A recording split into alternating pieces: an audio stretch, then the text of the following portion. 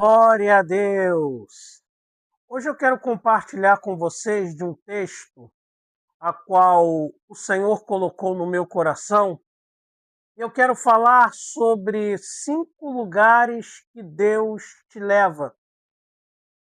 E como Deus ele vai nos levar a esses lugares. Primeiramente eu gostaria de ler com todos a palavra que se encontra no livro do profeta Ezequiel, no seu capítulo de número 47, a partir do verso de número 1 em diante. O texto diz assim: Depois disto, me fez voltar à porta da casa, e eis que saíam águas por debaixo do umbral da casa para o oriente, porque a face da casa dava para o oriente, e as águas desciam debaixo, desde o lado direito da casa ao sul do altar. E ele me fez sair pelo caminho da porta do norte, e me fez dar uma volta pelo caminho de fora até a porta exterior, pelo caminho que dá para o oriente. E eis que corriam as águas do lado direito. E saiu aquele homem para o oriente, tendo na sua mão um cordel de medir, e mediu 1000 côvados, e me fez passar pelas águas. E eis que davam nos tornozelos, e mediu mais 1000 côvados, e me fez passar pelas águas, águas que me davam pelos joelhos.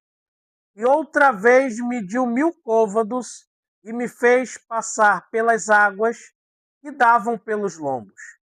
E mediu mais 1000 côvados, e era um rio que eu não podia atravessar, porque as águas eram profundas, águas que se deviam passar a nado, rio pelo qual não se poderia passar. Vamos orar. Deus, Espírito Santo, eu quero te agradecer, Senhor, por tudo, Pai, a qual o Senhor tem feito, Senhor, neste tempo, Deus. Toma estas pessoas, Senhor, estas vidas, Pai, a qual estão aqui, Senhor, me ouvindo, Senhor. Cada um tem uma história, Deus. Cada um tem um drama, cada um tem um fato. Mas eu te peço, Senhor Jesus, vai de encontro a cada lar, Deus, representado aqui, Senhor. E cada pessoa que está nos ouvindo ou nos assistindo, onde quer que esteja, Senhor. Visita essa pessoa nesse momento.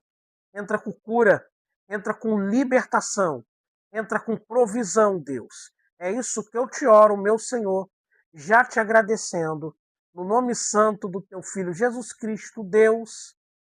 Amém. Deus ele tem colocado no meu coração 5 lugares que Deus te leva. E dentro da palavra de Deus, nós vamos ver que existem vários lugares onde Deus ele levou tanto homens como mulheres de Deus para poder palestrar. O Éden é um deles.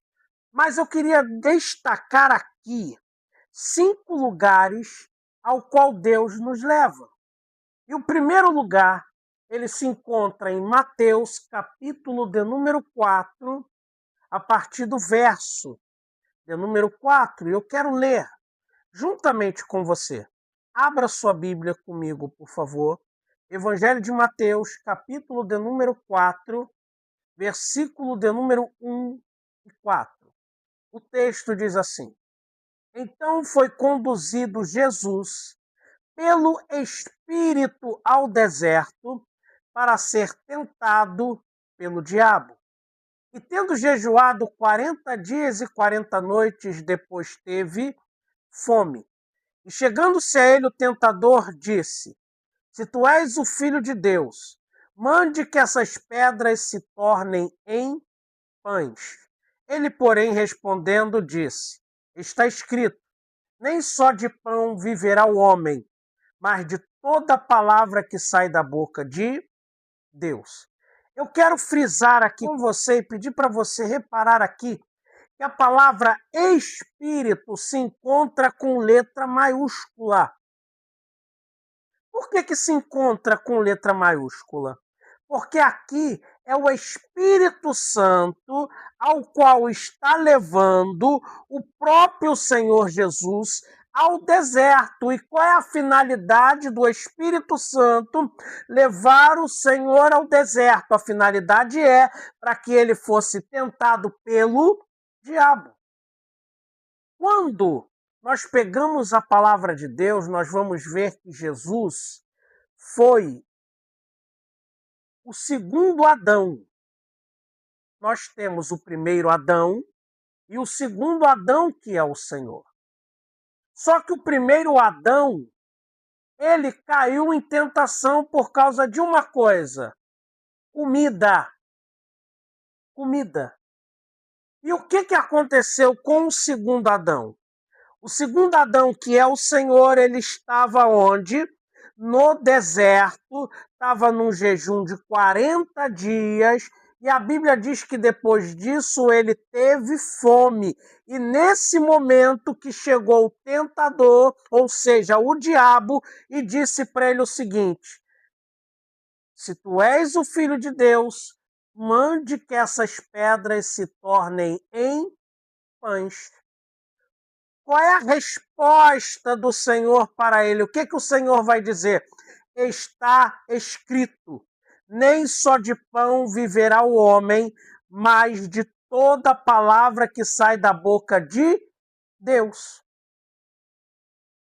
Por que Jesus Cristo ele vai dar esta resposta a Satanás? O que nós precisamos entender aqui é que o primeiro Adão pecou e caiu por conta de comida. E agora Satanás está vindo com a mesma proposta. Ué, você não é filho de Deus? Se você é filho de Deus, manda que essas pedras se transformem em pães. Você não está com fome? Entenda uma coisa. O ser humano ele tem 3 tipos de fome. A primeira fome é a fome física. A segunda fome é a fome espiritual. E a terceira fome é a fome carnal. E aí Satanás ele vem com o quê? Com a solução, com a comida, com a solução para a fome. Quando Deus permite, quando Deus nos leva ao deserto para sermos tentados pelo adversário, o adversário vai analisar a sua vida e vai ver aonde é que você tem fome. E ele vai chegar com a solução. É assim que ele trabalha. A primeira coisa que ele ofereceu para Jesus foi: transforme essas pedras em pães. E Jesus disse: está escrito, nem só de pão viverá o homem, mas de toda palavra que sai da boca de Deus. Nós vamos ver ali naquele momento que o diabo não desiste e vai tentando outras estratégias ao longo de Mateus, capítulo de número 4. Eu não vou falar sobre essas estratégias agora, depois você leia com calma em casa, mas o primeiro lugar que Deus nos leva é o deserto. E no deserto, o diabo vem com tudo para poder te tentar. O diabo ele costuma dar aquilo que você gosta, aquilo que vai saciar a sua fome. Como eu já disse, o ser humano tem 3 fomes. A primeira fome é a fome física. Pão, carne, não importa. Você sente fome, você é um ser, você é um homem, você é uma mulher. Então você sente fome. A segunda, fome de Deus. O ser humano tem fome de Deus. Fome da palavra. E a terceira é a fome carnal, a fome por sexo. O ser humano tem essa fome. E o diabo ele vem para suprir essa fome que o ser humano tem. Quando nós lemos em 1 Coríntios, capítulo de número 7, nós vamos ver o apóstolo Paulo falando ali acerca do jejum, acerca do propósito entre o marido e a esposa. E ele diz assim: não vos priveis um do outro, a não ser que possa aplicardes a oração. Depois vós ajuntai-vos outra vez, para que Satanás não vos tente pela vossa incontinência, ou seja, a falta de sexo. Por quê? Por causa da fome. Então, o primeiro lugar que Deus vai nos levar é no deserto. E no deserto nós vamos passar pela tentação. Qual é o segundo lugar que Deus nos leva? Eu quero compartilhar com você. O segundo lugar que Deus nos leva se encontra em Jeremias, capítulo de número 18. Eu peço que você abra sua Bíblia, Jeremias, capítulo de número 18, versículo de número 1. O texto diz assim: a palavra do Senhor que veio a Jeremias dizendo: levanta-te e desce à casa do olheiro, e lá te farei ouvir as minhas palavras. E desci à casa do olheiro, e eis que ele estava fazendo a sua obra sobre as rodas.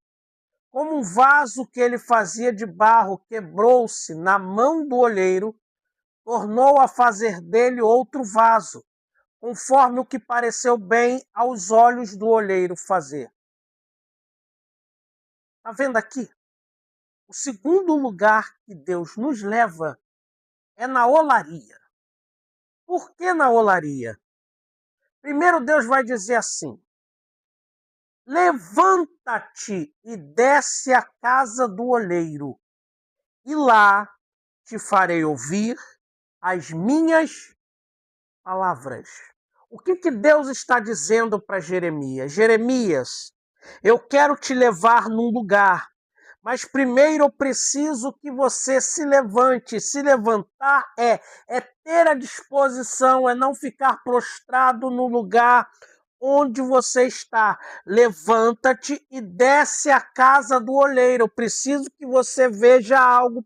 Eu preciso que você veja ele trabalhando. E quando você chegar naquele lugar, eu vou falar com você. Por que Deus aqui ele não falou com Jeremias antes? Precisava Jeremias se levantar, descer até a casa do olheiro, ver o olheiro trabalhando sobre as rodas, criando o vaso.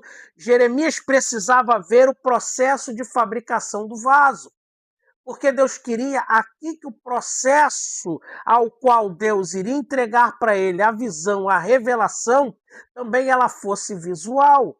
Então Deus vai dizer para ele: desce à casa do olheiro e lá te farei ouvir as minhas palavras. Jeremias está vendo o quê? Jeremias está vendo o olheiro trabalhando em um vaso. E Deus vai falar com ele, Deus vai revelar para ele que aquele barro ali, aquele vaso é toda a casa de Israel. Todos nós somos vaso na mão do olheiro. E não tem melhor lugar para se quebrar do que na mão do olheiro. O olheiro é Deus e é Ele quem nos molda. Mas nós precisamos estarmos nas suas mãos para podermos ser moldados por Ele. Então, o segundo lugar que Deus vai nos levar é na olaria. É na olaria que Deus começa a revelar as coisas para você, a revelar o seu propósito, a sua vontade, os seus projetos. É na olaria porque Jeremias ele obedece ao comando de Deus, aquilo que Deus falou para ele poder fazer. E a obediência gera bênçãos. Então, o segundo lugar é na olaria. E agora eu quero falar com você do terceiro lugar que Deus nos leva. E eu preciso que você abra sua Bíblia, livro do Êxodo, capítulo de número 17, a partir do versículo de número 8. Êxodo 17, a partir do versículo de número 8.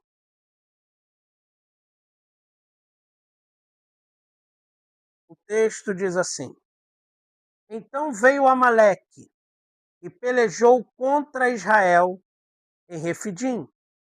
Por isso disse Moisés a Josué: Escolhe-nos homens e sai a peleja contra Amaleque.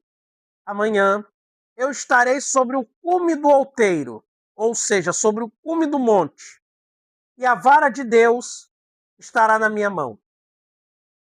E fez Josué como Moisés lhe dissera, pelejando contra Amaleque. Mas Moisés, Arão e Ur subiram ao cume do monte. E acontecia que quando Moisés levantava a sua mão, Israel prevalecia. Mas quando ele abaixava a sua mão, Amaleque prevalecia. Porém as mãos de Moisés eram pesadas. Por isso tomaram uma pedra e a puseram debaixo dele para sentar-se sobre ela. E Arão e Ur sustentaram as suas mãos, um de um lado e outro do outro lado. Assim ficaram as suas mãos firmes até que o sol se pôs. E assim Josué desfez a Amaleque e a seu povo a fio da espada.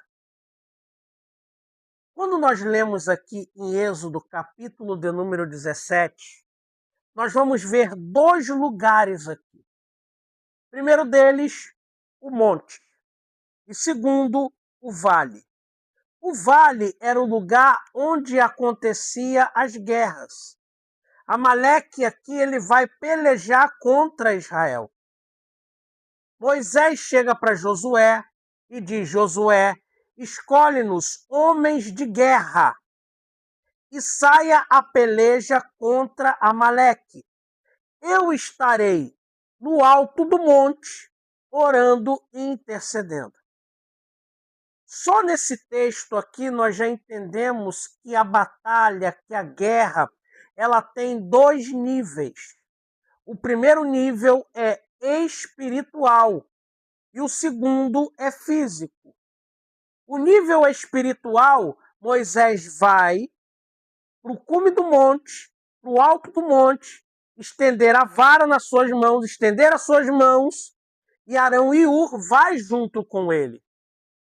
E a física, a guerra física, é Josué quem vai escolher homens para poder sair a peleja contra Amaleque.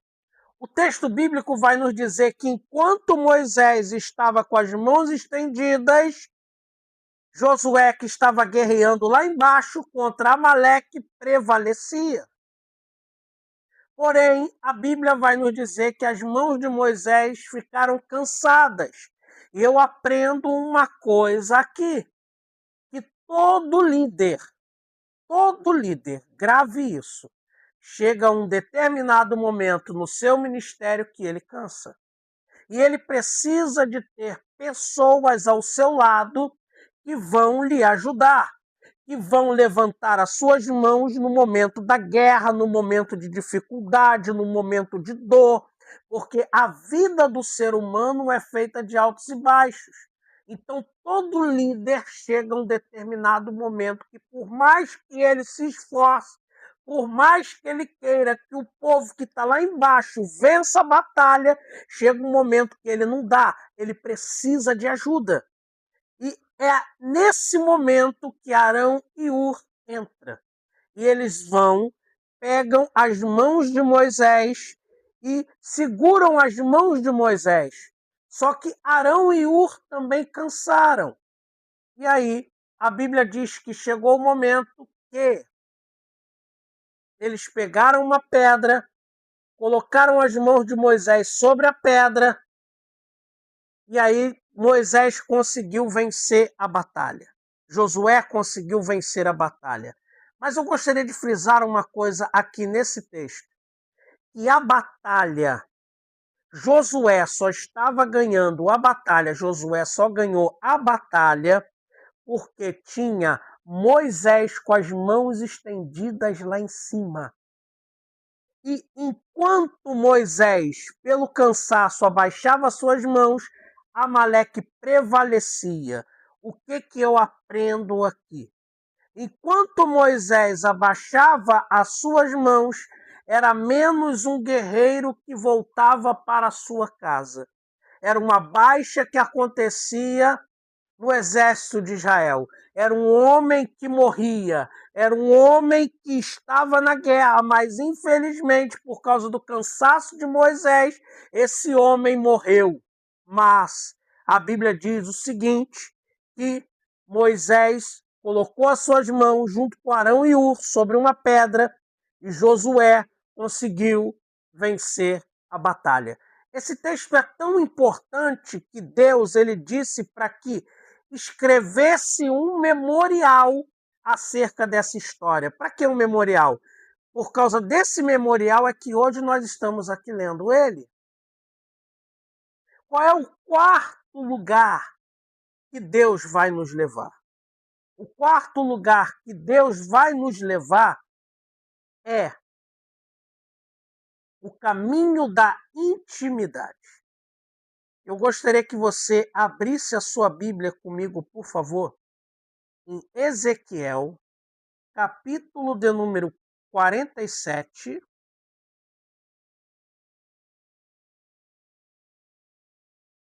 versículo de número 3. E saiu aquele homem para o oriente, tendo na mão um cordel de medir, e mediu 1000 côvados, e me fez passar pelas águas, e eis que davam pelos tornozelos, e mediu mais 1000 côvados, e me fez passar pelas águas, águas que me davam pelos joelhos, e outra vez mediu mais 1000, e me fez passar pelas águas que davam pelos lombos, e mediu mais 1000, e era um rio que eu não podia atravessar, porque as águas eram profundas, águas que se deviam passar a nado, rio pelo qual não se poderia passar. Esse aqui é o caminho da intimidade. Existem pessoas que para ela está muito bom ela caminhar no raso. Mas se você quer algo mais profundo com Deus, você tem que avançar. Avançar. E esse avançar aqui existem etapas. A primeira etapa é onde você está, o tornozelo. Depois, quando você avança mais um pouco, dentro do rio da intimidade com o Espírito, dentro da oração, você começa nos joelhos. Depois nos lombos, que é a região da cintura. E conforme mais e mais você vai se aproximando de Deus, vai chegar um momento em que você não terá mais o controle, você terá que ir a nado. A nado. Como assim nadando? Porque quando você nada, você tem que fazer um esforço muito maior do que andar. Ou seja, para você poder chegar no momento da oração no Espírito, você tem que se esforçar. Eu costumo dizer que para você poder alcançar esse nível, esse estágio de você orar no Espírito, você tem que estar orando pelo menos 1h e 45 minutos para você começar a chegar. E aí, quando devo parar? Eu não digo quando você deve parar na oração, mas eu digo como você deve iniciar e persistir mais ainda, até que nada mais te importe. Quando você sentir que você não quer mais sair daquele lugar, é naquele momento que você tem que perseverar ali orando, buscando a Deus. Eu já recebi muitas vitórias, muitos milagres, muitos sinais em oração. E como Deus falou comigo e mudou a minha história. Qual é o quinto lugar que Deus ele quer nos levar. Eu gostaria de ler com você Gálatas capítulo de número 2,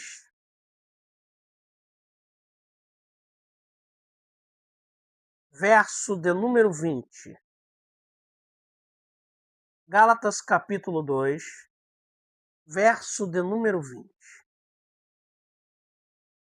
O quinto lugar a qual Deus nos leva é a cruz.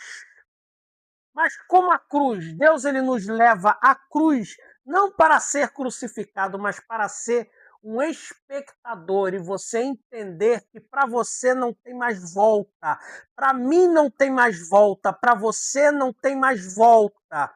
O texto diz assim: já estou crucificado com Cristo e não vivo mais eu, mas Cristo vive em mim. E a vida que vivo na carne, vivo-a pela fé do Filho de Deus, ao qual me amou e se entregou a si mesmo por mim. O quinto lugar que Deus nos leva é a cruz. E quando você entende que você já está crucificado com Cristo, e que essa vida ela não é mais sua, mas que Cristo vive dentro de você, é nesse momento que você não se desvia mais. É nesse momento que Deus ele começa a agir de uma maneira profunda, abundante na sua vida. Mas você precisa entender que a vida que você vive, ela não é mais sua. Ela já foi entregue a Cristo. Porque muitas pessoas falam, eu entreguei a minha vida para Cristo. Não. Você entrega a sua vida para Cristo quando você entende que você não vive mais, que não é o seu eu, mas é aquilo que Deus quer de você. Não vivo mais eu, mas Cristo vive em mim. Cristo vive em mim. Esse é o quinto lugar que Deus nos leva, à cruz. E Deus ele nos leva à cruz, como eu já disse aqui, não como uma pessoa que vai ser crucificada ali para morrer. Não. Mas Deus nos leva para nós olharmos para aquele que foi o autor e consumador da nossa fé. Aquele que morreu por nós. E entendermos que não carnalmente estamos mortos, mas espiritualmente estamos vivos para Deus. Deus lhe abençoe em nome de Jesus. Eu já estou crucificado com Cristo. E essa vida que eu vivo, não vivo mais eu, mas Cristo vive em mim. Eu sou um sacrifício vivo e agradável diante de Deus. Deus lhe abençoe.